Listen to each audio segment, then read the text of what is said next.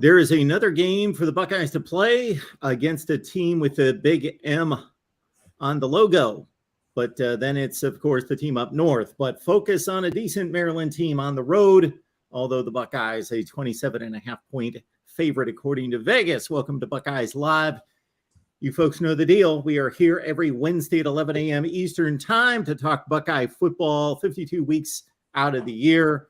Please leave your comments and your questions there in the live chat. You ultimately produce the show. And also keep in mind to subscribe, hit that bell for the notifications to know when we go live, because we may need to change the schedule from time to time. Next to me is Kevin Noon, Buckeye Weekly, and his podcast, the Big Me Podcast below. We got Tony Gerdeman, of course, in addition to Buckeye Huddle, his Buckeye Weekly podcast, and Steve Hellwagon, 247 Sports Bucknuts.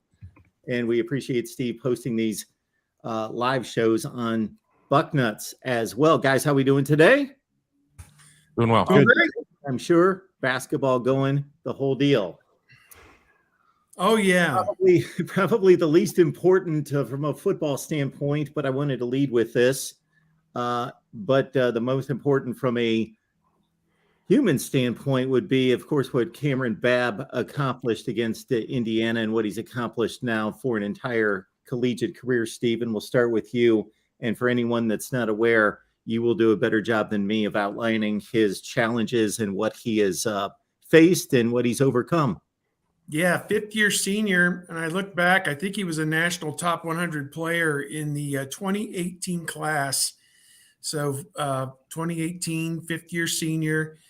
Been through 4 different ACL injuries, 2 in each knee, 2 in the right, 2 in the left, and even had a little bit of a tweak, I guess, during the preseason, one way or the other, and had thought he was close to being ready to come back and help the team this year and might have been in the top 6 in terms of the wide receiver unit. And he did not get a chance to play, obviously, until this past week. He had never caught a pass in 4 previous seasons. I think he had been on the field a few times here and there, but never caught a pass in a game. And lo and behold, it's late in the game, and they put him in down near the goal line and threw the ball to him, and he caught it. And C.J. Stroud had gone to Ryan Day and said, let's see if we could get one here for Cameron Babb, who's a team captain, despite having never really produced a whole lot on the field. He's one of the team's spiritual leaders.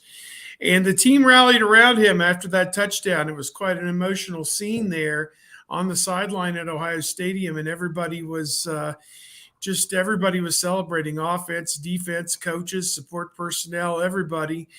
They had a delay of game penalty on the point after attempt, and I don't think anybody cared in a 40-point blowout that they were a few seconds late getting ready for the extra point. And as we all know, that's all automated nowadays anyways. As soon as the touchdown goes off, they start the 40-second clock just like it's any other play, which I don't necessarily agree with that. I think in a certain situation like this, it kind of puts a damper on, what should have been a joyous moment for them, and maybe the officials should have a little bit of heart. But again, from Indiana's standpoint, you can't stand out there all day waiting on them to kick the extra point either. So no big deal, but Cameron Babb, congratulations to him. And now the big thing is, how healthy can he get? How much can he play?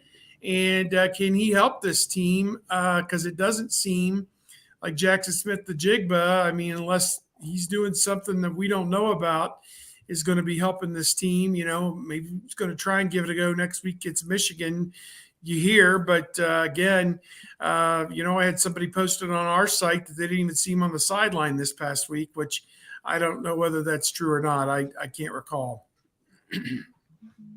Yeah, I think the officials showed their heart when they didn't give Ohio State a celebration penalty, because the place erupted. It was a little bit closer to an NFL celebration than what the tolerance is for a collegiate touchdown.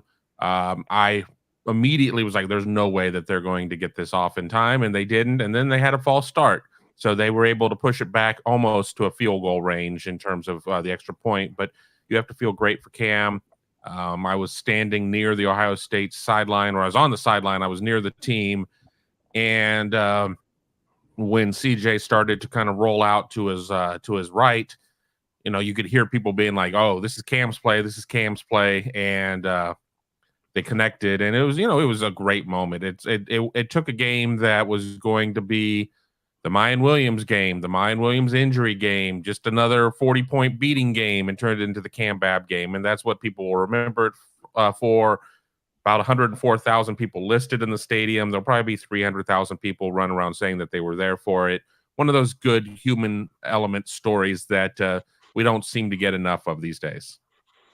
Yeah, before the season, when we're all writing preseason stuff, I wrote like 100 things for Buckeye fans to be excited about, and Cam Babb's first catch was the first thing that I wrote about because it's something that has been a long time coming. Missed 2018, missed 2019, played in 2020, but mostly special teams. Got out there and ran a few routes in 2020, but Justin Fields never saw him, or plays never went to him. And then, of course, missed last year, and probably, if we're being honest, probably shouldn't be playing this year. Like if this was a normal year, he probably would have missed this year as well. But being the fifth year, wanting to get out there, it's late in the season. You have an opportunity. The situation was perfect. As Ryan Day said, even the side of the field was perfect. The hash mark was perfect because they wanted to get that roll right and the quick out. And so everything lined up, and they did it. I kept wondering when we were going to see it earlier in the game. You had the throw to Cade Stover, the play action throw to Cade Stover when he was wide open. I thought, well, maybe the roll out there for Cam Babb. But yeah, it was one of those things where also when you see the availability report, and it didn't even register with me that he wasn't on it because he's been on it all year long. And then when he's not on it and you see him out there in warmups running routes, you're like, okay, this is real. Let's watch this. And now you've got something to watch because Ohio State and Indiana isn't always necessarily something to watch. Guys, thanks for outlining that. I got to tell you that I see these hype videos, whether they're true hype videos for a game or just,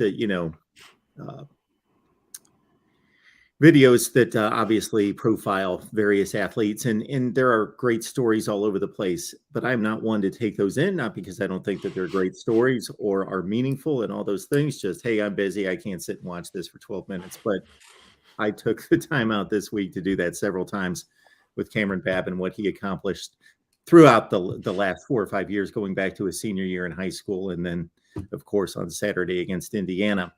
I had a couple of questions to get us started on Indiana, but we've got Ryan Dawes with a couple super chats. So let's honor those. And we appreciate Ryan contributing. Thank you so much for that, Ryan. Let's get going with Ryan. And let me start by saying that you gentlemen are awesome. Which part of the offense will be more dominant against Maryland, run or pass? Kevin, what do you think?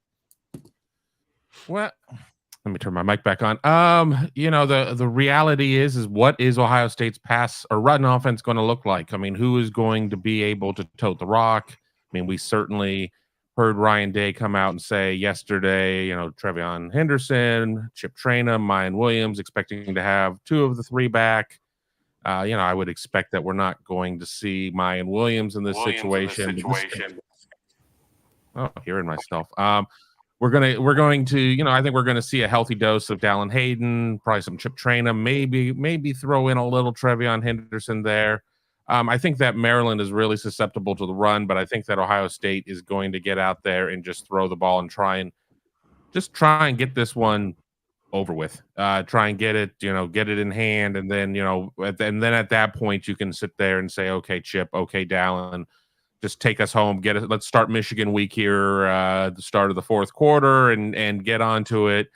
The orange slice is already cut up in the locker room. We've got your little pizzas ready and your little soft shell crabs to take you to the airport, and let's get out of here. But I think that we're going to see a lot of, unless the weather goes south on us, which it doesn't look like it's going to. I think we're going to see a lot of passing. Yeah, I think you'll see a lot of both because I don't know how long Maryland's offense will be out on the field. They've been terrible the last 2 weeks. Now, Talia Tagovailoa has been hurt, so maybe as he gets healthier and healthier, they're able to do more. But I think Ohio State will be able to do what they want. I'm interested to see how much Dallin Hayden plays, how much Travion Henderson plays. And Dallin Hayden, he already has 2 100-yard rushing games, which is the same number as Travion Henderson this year. If he gets a third, he'll have as many as Travion Henderson had last year as a true freshman when he rushed for 1,200 yards. And so when they've needed Dallin Hayden, he's produced. And I think he's shown that he can be a guy that, you know what, you got Chip, you got Xavier Johnson, you got Dallin Hayden. That's enough for Maryland. But I'm interested to see if they want to get Travion Henderson just a little bit of run. I'm not expecting Mind Williams to go this week, though. Yeah, I agree with what you guys were saying. The weather for Saturday looks like 45 with no rain at College Park. So we saw last week that C.J. Stroud was able to throw the ball pretty effectively. The last 2 weeks, I don't think the conditions were very good when they played Wisconsin. And that was like a 23-10 game. And then last week, Penn State won 30-0 against Maryland and kind of blew them out. So, I can't say if they're more susceptible to the run or the pass. They're probably about middle of the road in both. They just don't seem or feel like they're finishing the season on a high note. And now 30-point underdog at home to an Ohio State team that the last 2 times these teams have played, the Buckeyes have been in the 60s or 70s in terms of points, as if Ryan Day was trying to prove something or embarrass somebody. Almost, it seems, in these last 2 matchups. They didn't play at Maryland in 2020 because of COVID. So we'll see. It could be a little bit different matchup out there, and maybe Maryland will play marginally better than it has the last 2 weeks when it basically flatlined against Wisconsin and certainly did last week against Penn State. So, they need to put up a little bit better of a fight or they're going to get blown out again. Ryan, thank you so much for the contribution again. Appreciate that. Flipping to the other side of the ball, let me say again how highly I think of all of you. All right. What level of the defense will be the most dominant this week against Maryland? Steve, will keep you on the mic, considering Talia Tagovailoa typically puts up some of the more prolific passing stats in the conference, but the last 2 weeks, under 50%, like 75 yards per game. So on the defensive side, Steve, what do you think the Buckeyes will bring this week? Yeah, I don't think Maryland's a real strong running team. I think they tend to go much more with the pass, and if they fall behind 7, 10, 14, 20 points early, that's all they're going to be doing after that is Tagovailoa this and Tagovailoa that. He was sacked 7 times last week against Penn State. His offensive line was a sieve, and they could not protect him at all. So Ohio State's defensive line's got to be kind of licking their chops. The Buckeyes had 4 sacks this past week against Indiana, and Jack Sawyer, his big coming out day with 1.5 sacks. And we know that JT Tuimoloau a few weeks ago had that big game against Penn State. Zach Harrison has been very capable. Ty Hamilton's coming on. Michael Hall's already, proven some things earlier in the year. So this front for Ohio State seems like it is starting to play some of its best football of the season. And I don't think that bodes well for Mr. Tagovailoa and his health in the short term. So I look at it that, the Buckeyes are probably going to do pretty well. I know overall in total offense, Maryland is 63rd. They are 70th in scoring offense, but those numbers were a lot better 2 or 3 weeks ago before they basically did nothing the last 2 weeks. I mean, when I say nothing, they had 9 first downs, I think, in the game against Wisconsin and like 150 yards total offense or something stupid like that. So, yeah, it seems like they've packed it in. They got their bowl bid and play Rutgers next week to get to 7 wins, and that'll be that. Any thought that Maryland was ready to challenge the upper echelon of the Big Ten, starting with Penn State? No. Yeah, they got that handed to them. That happens to Maryland every year, it seems. There's a particular game that is on the schedule that you look at, and like I think last year is Iowa, a couple years ago is Maryland coming or Penn State coming into Maryland on a Friday night, and you're like, okay, Let's see what happens. And both times they just got completely smashed.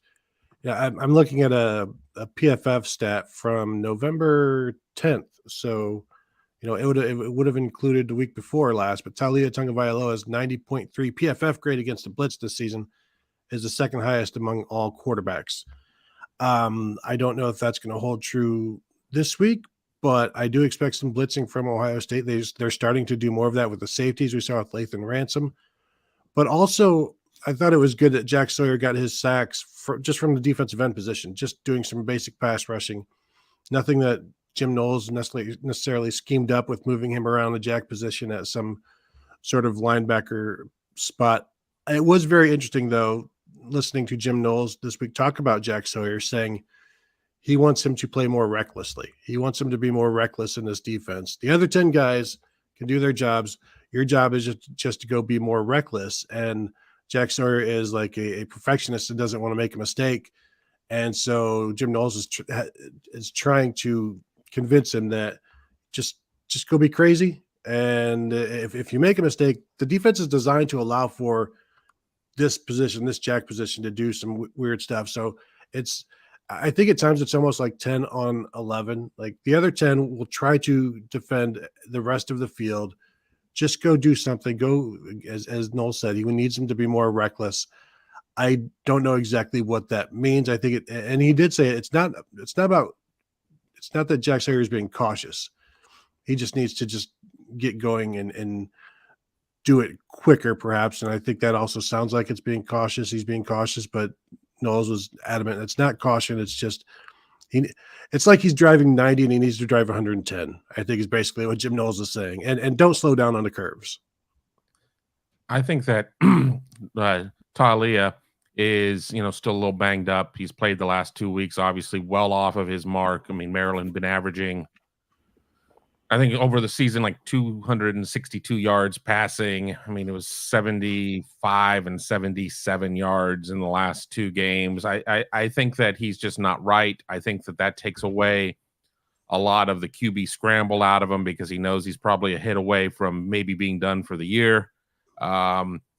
So I think that Ohio State still has to respect the Q run, has to respect Talia getting out there on broken plays and trying to scramble. But I think that it's something that's in his head. And, in the Penn State game, he got hit very early in that game. And it seemed like I was like, all right, my motivation is done for this game at this point. So, I think the D-line could have a big game, but I'm going to just expect that I think that the linebackers are going to have a big game just because of the sheer fact that I think Maryland's going to try and channel its inner Anthony McFarland, and he's not on this roster. Neither of the running backs that they have are putting up huge numbers. I think that their main back I think he's about 860 yards on the season, but I don't think Ohio State's going to fall for the banana in the tailpipe trick more than once, whereas they fell for it over and over and over again in that 2018 game. And I just think the linebackers are going to have the opportunity to fly around and make a lot of plays because I just don't think that Talia is right. Yeah, I was looking for the exact rushing total from that game. Yeah, 339, 7.1. Whoo! Yeah. But Arlen, 298. If you take away his 4 big hits, they only rush for like 150 yards. So if you take away the 4 80-yard runs, it wasn't that bad, if I recall correctly what Greg Schiano was saying. That was an Oregon game on steroids in regards to just watching on television. You guys were probably there watching on television, like half the runs, like there's nobody on the defense on the screen, just gaping holes. It was like 11 on 7 at times where there's nobody on the right side of the field. And there he goes. There he goes again. Tony, and some of those you could see coming before the snap, where you're like, they've already lost leverage, and the ball is still with the center. Tony, we'll stay with you and flip back to the offense. We keep flipping back and forth, but that's okay because what's on everybody's mind is, of course, the running game. In the running game, people can discount Indiana's defense, their rush defense, but going into the game, 31st in the country, top 5 or 6 in the Big Ten. They've played Michigan, they've played Penn State, so they've played capable or elite rushing attacks. So I think the rushing progress was meaningful, Tony. Yeah. And going into the past couple of games, after Ohio State played Iowa and Penn State, it got to the point where I felt, and I said, like, no matter whatever they do from here on out is meaningless, because running for a bunch of yards against Indiana or Maryland won't convince me that they can't be stopped again. However, it was good to see what they did against Indiana, and Indiana has held teams to some of their lowest points. Cincinnati, they held to 40 yards rushing. Michigan, they held to the season low of 165 yards rushing. Now, that was the same game that Mike Hart went down with a seizure, so you can certainly excuse some of that lackluster performance. But the Buckeyes were able to do it inside and outside, and it was an impressive way that they did it, and the big plays helped, obviously. And now, as you look at it, and you look at their season rushing totals, from week to week, and you see this, 280, 81, 258, 252, 237, and then it's 66 and 98, and then it's back to 207 against Northwestern, and then it's 340 against Indiana. The outliers are the Iowa and Penn State game. So can you base the entire running game on the fact that they were stopped by two teams when those are clearly outliers? But it also shows you what is possible, and because it's happened. And so does that mean they're going to run the ball against Maryland? And they should run the ball. It still just comes down to they have to run it against Michigan, and Michigan and teams of Penn State and Iowa have shown that you can shut down Ohio State's running game. So it's a question where, does CJ Stroud get more involved against Michigan? Probably, and that helps. But you look at the total of what they've done this season, they've run the ball very well. I believe they're averaging more yards per carry than Michigan. But you have those two games in there which throw just everything, doubt into everything. And then, of course, last year's Michigan game, which Ohio State is a much different team, but it's impossible to ignore what happened last year. So I think you got those three games, the two games that they couldn't run in last year's game, just clouding over everything, and it should.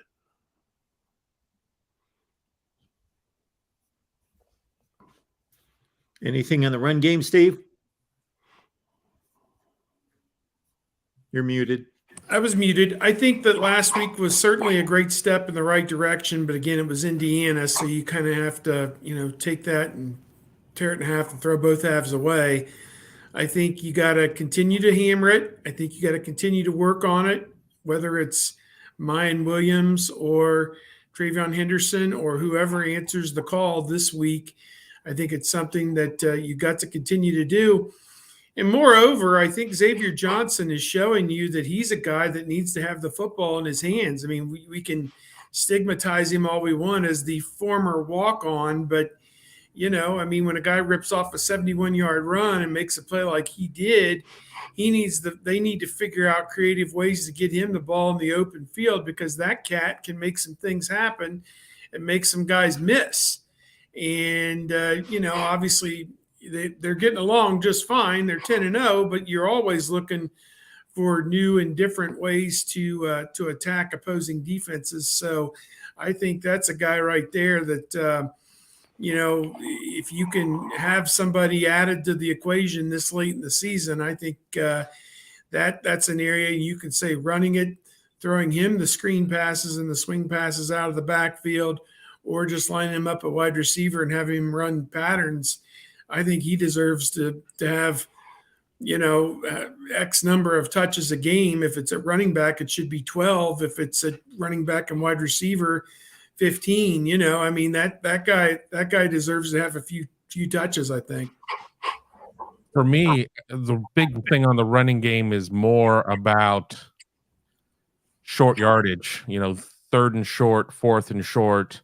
Yes, you need to be able to show that you can run whenever. And I think that Ohio State, in large part, has been able to run in those, in those bigger situations. I mean, we can kind of debate when they start a series off and they run on 1st and 10 and get 2 yards, and then they're already kind of behind the chains at 2nd and 8. But maddening situation of how they've not been able to convert the shorties is, I think, probably the biggest and most problematic thing, especially going into the Michigan game, because that's going to be somewhere that Michigan's really going to try and make its hay, is stopping Ohio State on those short drives. And Ryan Day is just going to get more and more frustrated with it. And you're going to see him, 4-down territory, moving from in between field goal and punt range to minus territory at that point, and you can't be doing that kind of stuff. So, it's got to be a situation of where not only do they show consistency in the run game, but they show success. I mean, just any success in the short yardage scenarios, because that's been the most problematic thing to me. I mean, okay, we can go in and we can look at, yes, Penn State did this to them and so on and so forth. And that's, it's real. I mean, you can't look past it and say, well, it was just a bad game or whatever. But week in and week out, as of late, the short yardage stuff has been gross. So the two obvious issues with thinking that Dallin Hayden can carry the mail a number of times against Michigan: size and inexperience. Is that pretty legit? What you're saying is too small and too young? Is that what you're saying? Yeah.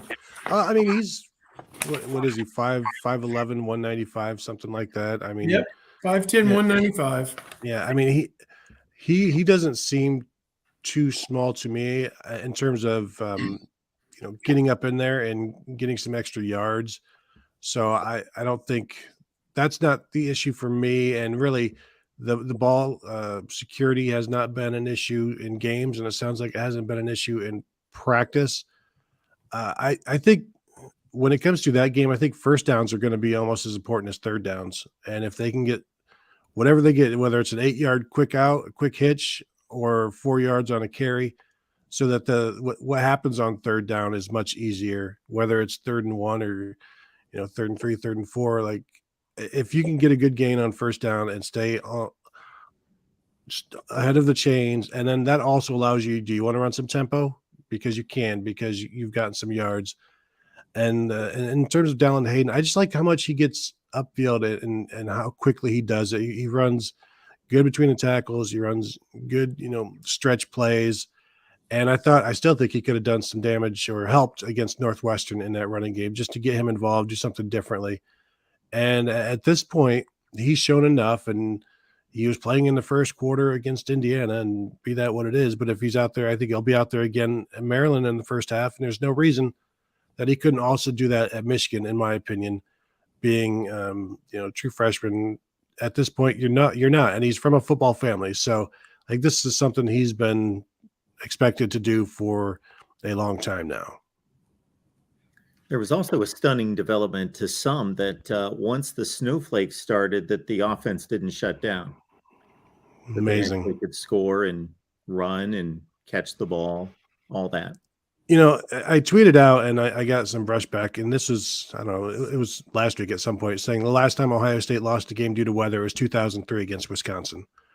And people were like, well, last year against Michigan, or 2015 against Michigan State was the big one there. But yeah, the weather sucked at 2015 against Michigan State, but the Buckeyes lost to a backup quarterback for Michigan State, and Michigan State rushed for 200 yards. That's not weather. That's a team getting beat at the line of scrimmage. And so I deny that claim that the weather cost them. JT Barrett couldn't throw in the weather. Well, gosh, if only they had a national championship winning quarterback with a big arm who could throw in some weather on the roster. But no, they did not have that. So no. And then last year they threw for 394 yards in the weather against Michigan. It was a line of scrimmage, and it was Michigan running the ball and stopping the run. That was what did them in last year. There is some validity to building a team that's more dependent on all the execution and all the ball handling involved in throwing the ball downfield, catching it, doing all the things in the ball handling area that you have to do passing the ball, versus just handing it to a dude that's 2 feet away. So there is something to that in regards to building a team based on passing in an area of the country that where it can be inclement weather for a couple weeks at the end of the season, especially against the most important team. I'll just jump in. Look at what Nick Saban has done. He finally started coming around to, what, I need a quarterback who can throw the ball. I can't do it with Blake Sims or Phil Sims or, any of the Simses. And so he went out and started getting quarterbacks who could sling the ball because the offenses just weren't getting it done for him. And you couldn't necessarily just win via defense anymore. And even Georgia had an offense to get the job done when they needed to last year. But it is interesting because Ryan Day was even asked about this maybe last week about how the offense needed to win a national championship is not necessarily the offense needed to win the Big Ten. And so you've got to serve those two masters of getting that done. And last year that didn't work out, but it's okay to credit the opponent with winning stuff. And it's not always your fault you lost. Sometimes it's the fault of the person that beat you. So not being able to run the ball last year was an issue at times. Now, 2019, 2020, they led the Big Ten in rushing. Ohio State did, and they were able to run the ball just fine. But I think you'll see that Ohio State, their offense is built to win a national championship, and they assume it will be enough to win the Big Ten along the way. Michigan's offense is built to win the Big Ten, and then that's it. And then what happens after they get out of the Big Ten? They get shut down just like they did last year. I was surprised. I think we were all surprised to see them in the playoffs last year. But that's as far as they can go. Is they can win the Big Ten as long as Ohio State's defense is really, really, really bad. So I think at this point, if Michigan beats Ohio State 2 years in a row, I think last year was I think last year I blame Ohio State's defense a little bit, and if they beat them this year, then credit Jim Harbaugh, credit the Michigan offense, because Ohio State did a bunch of things to counter the loss to Michigan last year. And if it doesn't work this year, then, credit Michigan this time. Yep. Good points there. I think that, again, you got to be the better team up front if you want to win these, mash them up type games. And we'll find out. It's coming up in, 10 days from now, we're going to know the answer to all the questions, everything that's been looming all season long. We are going to find out either they are or they're not. And, that's kind of the neat thing. And I know that we're going to take this little detour to College Park, Maryland on Saturday and ting that bell just as they've tinged the bells of Indiana, Iowa, and everybody else all the way through. So, this team has been, I thought they really pulled it together and played an outstanding game last Saturday. Obviously Indiana is not very good, but I thought Ohio State played lights out. And to me, I asked Jim Knowles this question yesterday, the defensive coordinator. I said, the offenses you faced are average 93rd, 94th in the country for the season, your first 10 opponents. Your next one, Maryland's like 64 in total offense, although they were in the 30s or 40s till the last week or so.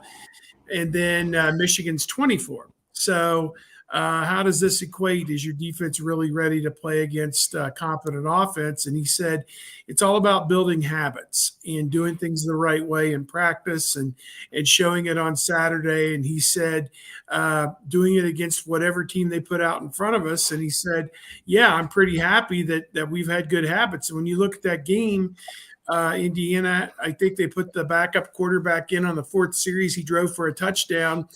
And then the only other touchdown that they had, I think, came after the muffed punt, I believe. So in the second half, which, they had a short field, just as there was a short field for whatever the turnover was one of the previous weeks at the 2, 3, 4, 5 yard line, whatever it was. Maybe the Iowa game or the Penn State game. I don't know. I forget which one, but there was a turnover in a short field for them as well. So, the defense has only given up really one touchdown a game here the last 5 or 6 weeks, and that's been pretty good. One other note on the weather. My last little personal note is probably not very meaningful, but I'll just say I've been watching this Ohio State-Michigan game for 45 years, and anytime there's been thoughts that, okay, weather is going to come into play, I've had to sit there and think, okay, who does this favor? Does it favor either team? Last year was the first year that I just had the gut response when I looked at my phone at like midnight the night before and somebody texted me the forecast in Ann Arbor, that my immediate response was, uh-oh. Yeah, I had the same response in 2003 when the broadcast opens up against Wisconsin and they show the rain, and you're like, uh-oh. Because then it was just Lydell Ross and Mo Hall. There was no Maurice Claret in 2003. So it's like Ohio State needed perfect conditions to throw the ball, and they weren't going to be able to run the ball anyway. And so there are instances definitely where weather favors one team or another, but the line of scrimmage should be able to overcome some snow, and they didn't last year. And it wasn't overcoming snow. They didn't overcome Michigan.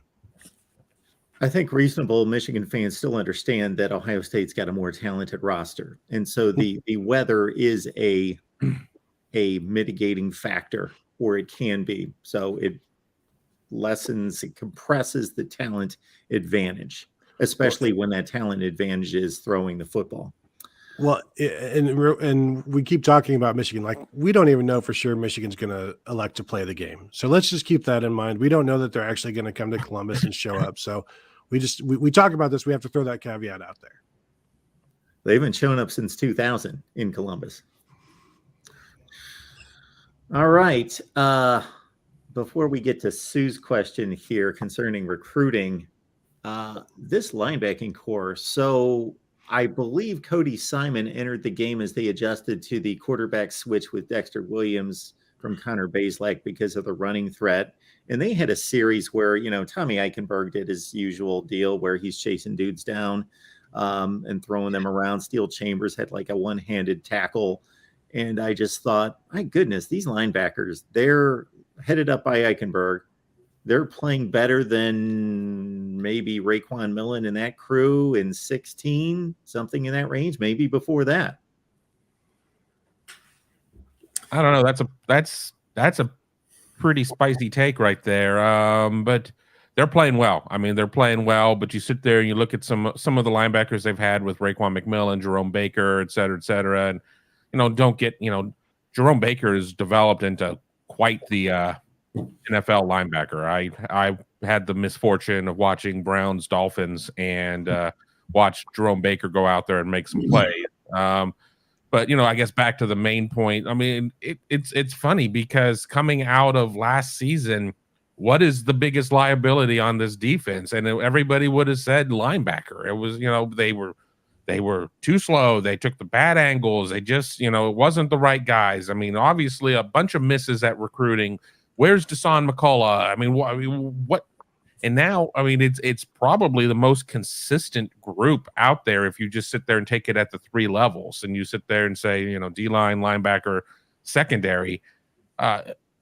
Eichenberg, it has really gone from somebody that, just kind of seemed like we're just going to have him out there in that position until we find the right guy to replace him nobody can supplant him at this point. So they're playing very well. I don't know if I'm willing to go to the McMillan class. McMillan was a hell of a collegiate linebacker. His NFL career hasn't really panned out the way that people had hoped, but I get where you're coming from. Yeah, Raekwon McMillan, two-time second-team All-American.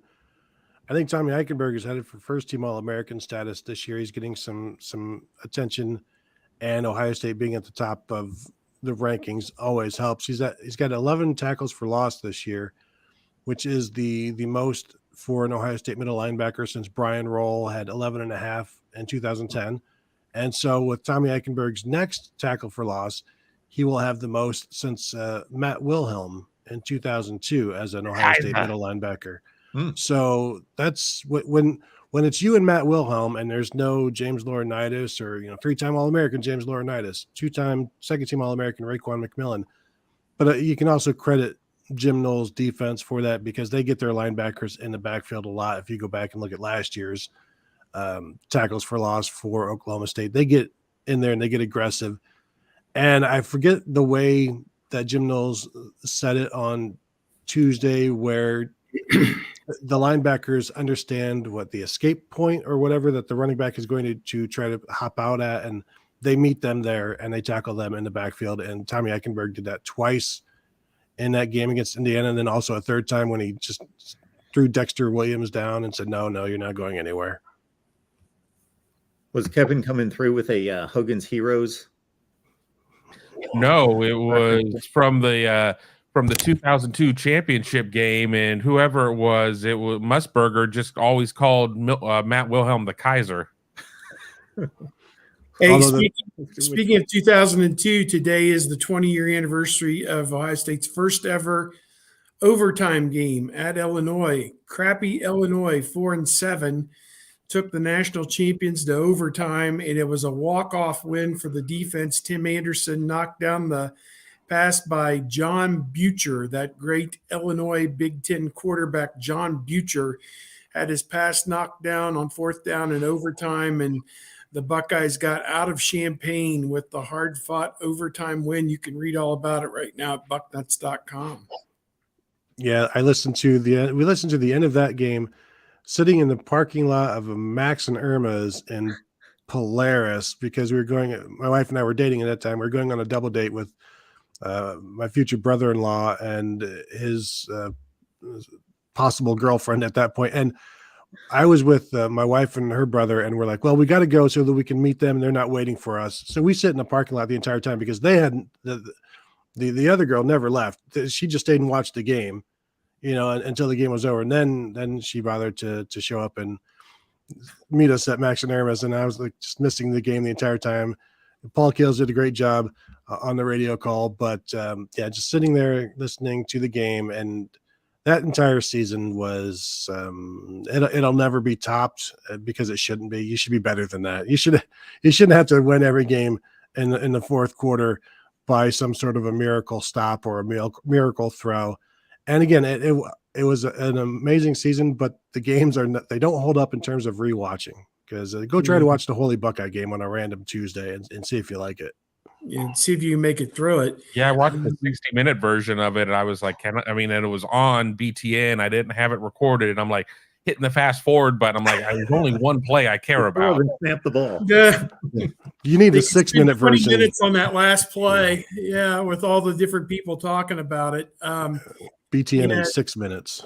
Yeah, they another interesting thing, to my recollection, that was the very first time ABC had used the Eminem "Lose Yourself" as its intro music for that game. The song had just come out and was headed to #1 for a resounding 12 consecutive weeks. I looked that up today, but that was kind of a cool little thing that they threw in at the beginning, that Ohio State was on this quest. Ohio State had never been 12-0 at any point in any season previously until that day when they had to beat a team with a losing record in overtime to get to 12-0. So pretty remarkable day.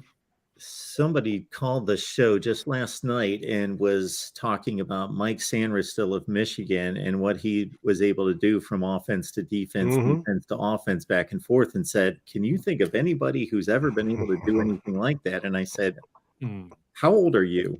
Look up Chris Gamble. They had no idea who Chris Gamble was. I said, then later in the show, they're like, oh, I found some Chris Gamble highlights. Good find. I'm like, yeah, that was a pretty easy response. Well, and Mike Sanderstill only plays defense this year. Yeah. And so, and he's played very well. He might be an all Big Ten player, but yeah, Gamble did more of going both ways than Charles Woodson. Charles Woodson was a hood ornament on offense, as Urban Meyer would say. But they threw to him a couple of times. But Chris Gamble starting both ways is still one of the most remarkable things. And it's so sad, because I promise you, back then in 2002, that wasn't old timey football, and it wasn't the era of the two-way players. He was a rare bird, and was certainly fun to watch. And I still remember the first time when I saw him intercept the pass against Cincinnati, and I was like, what is he doing in there?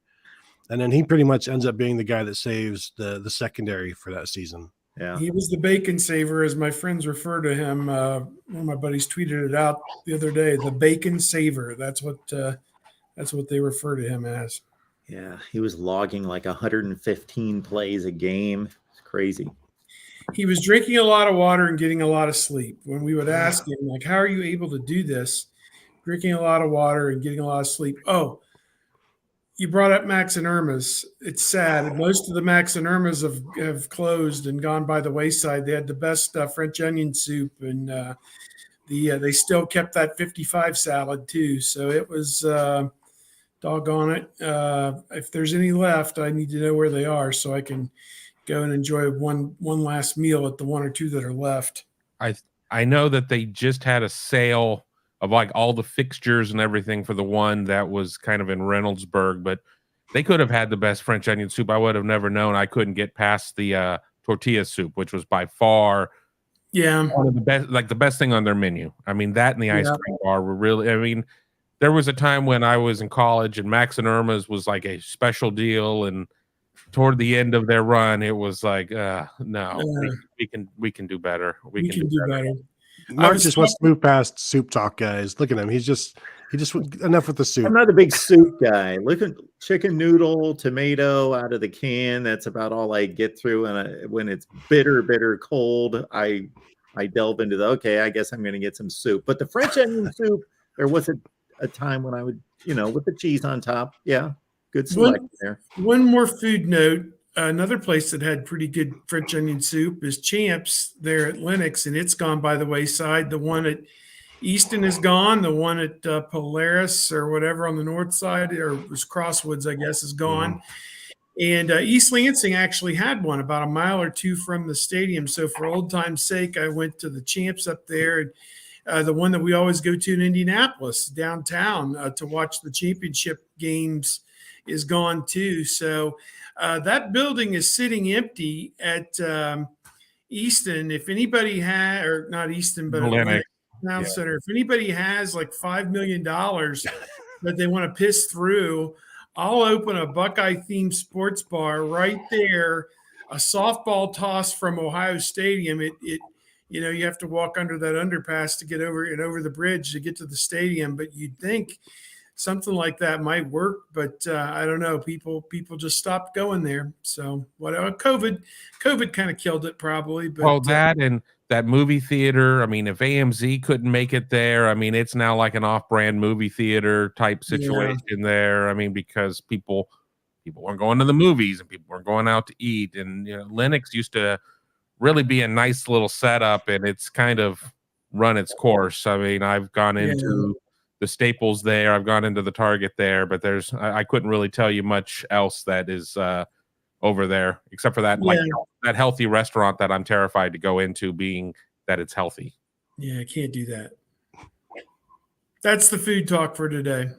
Oh, and where are we going for dinner on Friday in Maryland, Kev? I'm not. We don't. I don't pre-announce the stuff because we do a feature over at Buckeye Huddle with it, and I just don't. I don't put it out there. I mean, people we'll talk about it next week. People who want to see Hungry Huddle will have to watch our pregame show where it will debut. I believe for Maryland, we will be coming on at 9 in the morning. 9 in the morning. So expect Hungry Huddle close to the 10 o'clock hour. Now Mark's on mute. Damn. He tuned you guys out and also tuned himself out. That's how bad it was. Siren back there. I'll make that excuse. No, Kevin, while we're on the promotion run, keep it going. Everything you've got available. You brought up some things that I'd never heard of. Yeah, well, I mean, it's Wednesday, which means I put out Tale of the Tape on Maryland, a 3,000 word or give or take love letter to how bad Maryland's been the last couple of weeks. I will be talking with a Maryland expert later today to run tomorrow on the Big Me Kickoff to talk about Maryland's chances between slim and nil in this one. So look forward to that. For those who are not podcast inclined, there will be a short written version of it as well. And then, of course, since Mark had never heard of Hungry Huddle, that is our food segment that we do. We generally take Tony to exciting new places and then put him on camera and make fun of him for the next 10 minutes as he doesn't know what's on the menu. Yeah, and that will definitely be the case on Saturday. So look forward to that one, or All right. Friday. Tony, besides that, what else do you have going on this week? Dropping a daily episode of Buckeye Weekly Podcast. Today's episode was our live stream watch along from the college football playoff rankings, Mark. And I'm sure if you did a live stream as well, you were as angry as we all were watching basketball take 48 minutes to get off of the screen so that we could actually get to the important stuff. But also got the football interviews tonight, and then basketball game tonight. So that's what I will be doing. Same as Steve, same as Kevin, as the two things. They meld together during the season, but tonight they are melding together where interviews will end with probably 15 minutes left in the first half of the basketball game. Yep. And I'll scurry down the sidewalk and get over there and get my position to take some pictures for basketball. The game last night, the Michigan State Kentucky game, reminded me of when I played basketball. And our head coach, we're all ready to go out and get ready to, for the varsity game and go warm up. And he's like, "Oh, the JVs are going to overtime," and we'd all, growls. But hey, eventually we got the rankings, and it looks like it's going to be the SEC Invitational. It looks like if TCU, loses and/or, the loser of the Ohio State-Michigan game doesn't deserve a spot in the top four, that Tennessee is primed and ready to move right in there. And if it's not them, then maybe it's LSU with the win. So over Georgia, which to me, that seems like a big if to me. I just don't know how that's going to happen. But Brian Kelly, he's pulled a rabbit or two out of his hat already this year. So I guess we'll have to wait and see on that one. Doesn't the committee have a major conundrum if LSU beats Georgia, leaving one of those three out and not taking all three? They all have something on the other. Yeah, best to just leave them all out, I guess. I guess so. World needs ditch diggers too. Yeah, I think some of that's dependent on what happens with TCU. If they continue to run the table at 13-0, you can't leave them out. And obviously Ohio State or Michigan, presumably, USC. And you got USC, if they win out, would be 12-1. USC at 12-1 would have a better resume than almost LSU at 12-2 or 11-2 because of the way they finish with UCLA and then Notre Dame and then whoever else in the Utah or whatever in the Pac-12 championship game. And so that's a tough ask for USC, especially losing their starting running back. Mark, I don't know how long he's out, if he's done for the season at this point. I know he got hurt. Yeah, so that's going to be an issue. Caleb Williams is going to have to put the team on his back and try to, throw for 300 and rush for 150, I guess, which he's capable of doing. Jeff Straley, thank you so much for the Super Chat contribution. Curious about everyone's thoughts on the slit film turf OSU just put in on all the fields. Lots of nagging lower extremity injuries this year. Go Bucks. Yeah, I asked Day about that because the NFLPA recently, I think on Saturday, maybe Friday or Saturday, came out and demanded the immediate removal and banning of all slit film turfs in the NFL, which there are 6 or 7, and citing the number of injuries that have been suffered. And what I've seen about the slit film is they have a lower percentage of ACL injuries, but a higher percentage of all other injuries, basically soft tissue stuff and things like that. A lot of stuff that Ohio State is going through at this point. And I asked Ryan Day if he had seen that, what he thought about it. And of course he hadn't seen it. Jerry Emig, the OSU sports information director, said Ohio State is aware. They've had some communication and they've talked about this whole thing. And then I saw our buddy Dan Hope from 11 Warriors tweet out that he had talked with Gene Smith and there are no plans to change anything with the field turf. And I was hoping to grab Gene Smith after the Ryan Day thing yesterday because he was in the room when I asked a question, and then he was out of there pretty quickly after that. I wonder what Ryan Day is going to think when he sees the information. I wonder how it is going to be used against Ohio State in recruiting, because it will. Because if the NFL Players Association doesn't want you on that field, then Michigan will come in, or Michigan State, or LSU, Texas A&M. Do you really want to play on that field? So I think just an immediate dismissal of the replacing it by Gene Smith is, I think it's a little bit early. I think obviously what they'll have to do is inform and educate all of their recruits about the turf, and it's just one more thing to have to deal with. The NIL, well, what's this I hear about the turf? Well, let me get this pamphlet out for you and show you. Here's the percentage of ankle injuries. Here's the percentage of foot injuries compared to the other two different types of turf that are out there. And so just more information to cloud a recruit's mind, or maybe it won't matter at all because if you've got the nice NIL package, that trumps anything. Yeah, when they buy these turfs, they have to buy 3 of them because they got an outdoor, an indoor, and a stadium field, and that's probably $2.5 million. So it's not something that's just willy nilly. I mean, those fields cost a lot of money, particularly when you have them custom embroidered, like the way that they do. Even the stupid practice fields got the custom embroidery, so as if they need that. But again, $200 million budget, it's a drop in the bucket. So I don't know. I need to know more, I guess. The NFLPA,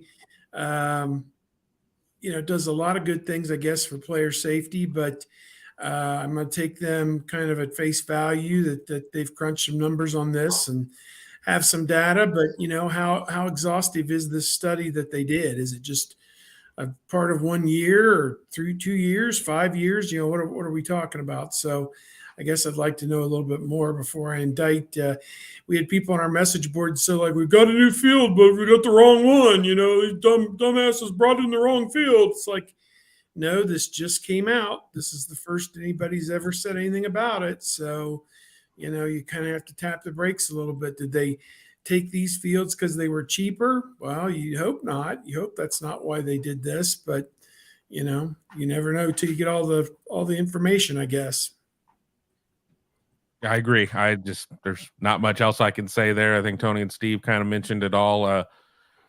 Hope they kept the receipt. Maybe they can get an exchange or something like that, because it does seem like, could you come get your turf? Yeah, well, it's the lemon law or something like that. I don't know what's going to happen. It certainly seems, if you take the reports at face value, that these things are problematic. But I also think that the NFLPA would like to see everything on grass. This is the first variety that they're going after. Tony was telling me, as he was doing research, that there are 3 different styles of fields, and this is the one that's targeted, but it doesn't necessarily sound like they're super jazzed about the other 2, but this is the one that is kind of the the widowmaker. Does anybody even still play on grass? It's like, it's very rare to still see it anywhere. Notre Dame, doesn't Penn State, does Penn State still have grass? I think Penn State, Michigan State, Northwestern. Yeah, that's about it. It would be expensive to keep grass at Ohio Stadium because you might have to roll it in. Yeah. Like they do at the out at Phoenix, the Phoenix Stadium, or the formerly Phoenix Stadium in Glendale. They have to roll it in, yeah. Yeah. I don't know. It doesn't get enough sunlight at Ohio State, apparently. So, I don't know. Whatever. Keon Keeley and Caleb Downs mentioned by Sue, rumored to be attending the Michigan game. Do we have a list of... I know Damon Wilson is coming. I'm not aware on the other 2. I know they're trying like hell to get everybody in there for the game, but I've not heard anything definitive. I haven't really talked to anybody. I haven't talked to Mark or Alex over at Buckeye Huddle about recruiting. I will be talking to them about some stuff on a show later today, but at this point, I don't know. So stay tuned. We will make sure that everybody knows all of the visitors that are scheduled to be there. And then, of course, as we know, a few won't show up, and a few people will show up that are just not publicized. So probably got to keep it locked in on all of your favorite Buckeye websites. Yeah, if Caleb Downs shows up, you might have to do it under the dark of night so that Alabama doesn't know. I know that Ohio State had a player, I think from, I'm just calling it up here, from Indianapolis, Joshua Mickens, the LSU who is committed to LSU. He is defensive end, Josh, is in for an unofficial visit this past week. He's the number 136 player in the country, LSU commit, and he's coming back for an official visit for the Michigan game. And I don't know whether to say that that is a sign that they have pitched in the towel on Wilson, Keeley, or Uiagalelei, but that is indeed a possibility. That not a good sign. From what I've been told, it is not a cause and effect thing. It is, somebody. I mean, if all four wanted to go, they'll figure out a way to take all four of them. But we know that that's not going to necessarily be the case. The chances of landing the three with Mateo, with Mateo, Keeley, and Damon Wilson was probably very small. Yeah. If they can land all four, they're going to have to take a kicker and take him off for scholarship. All these scholarship kickers, got to make room for him with these 5-star defensive ends. It's a terrible thing. All right. Looks like Vegas has the Buckeyes winning 45-17 on the road at College Park. That seems like pretty much, if you go through the 8-year history of Maryland in the Big Ten, that's probably on the low end. I think it was 66-17 last year, right? Yeah. The Buckeyes usually have a pretty healthy offensive day against the Terps. All right. For Kevin Noon from the Big Me podcast, Kickoff podcast. I always forget that portion of it, but the Big Me Kickoff podcast. And of course on Buckeye Huddle. And then Tony Gerdeman, Buckeye Huddle as well. And of course, you can catch him on Buckeye Weekly. As I scramble for the banners, there we go. Steve Hellwagon, 247 Sports and Bucknuts. Guys, any parting shots before we tee up for the Maize and Blue and hopefully a win in College Park? Buckle up. Out. Yep. Follow them on their shows and their various podcasts and Twitters. You see it on the banners all show long. So, Kevin, Tony, Steve, we appreciate it. We'll see you next week. Sounds good.